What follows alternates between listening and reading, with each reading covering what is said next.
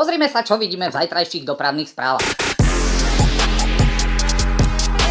Samozrejme, ja som jasno zrivý a sústredený. Už tu vidím, že sa snažíte ísť na dovolenku. Zastaví vás Trusalova. Skrátka, ty si chcel prejsť, Trusalova povie inak. A jak dáš Trusalovu? Ešte furt je tam Ružomberok. Nechoj domov. Zostaň na západe. Zajtra tam vidím aj áno. Zajtra máme večer, že sa zotmie v pláne. Normálne sa zotmie, budú lietať nízkosovy, pretože nízky tlak oni lovia nízko lietajúce netopiere, preto si dávaj pozor, zapni si stierače. Keď sa dostaneš do hornatého prostredia, buď tam je lepší vzduch. Zajtra tam vidím jednu špeciálnu vec. Môže sa vám stať, že vidíte na cestách prízraky. Nie ste unavení, je to tak. Je to dobiehajúca kampaň na film Karol Duchoň.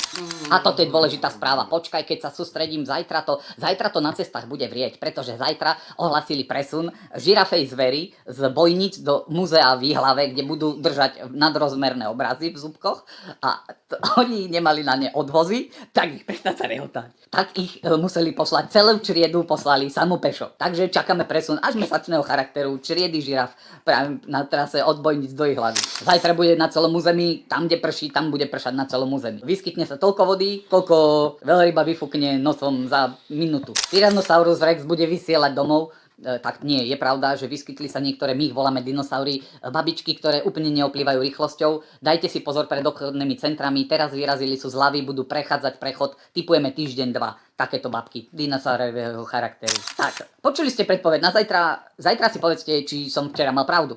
Keď si to zistíš a zistíš, že moje predpovede sú natoľko presné, nakoľko si dovolím, budeš ma sledovať aj naďalej. To som ja,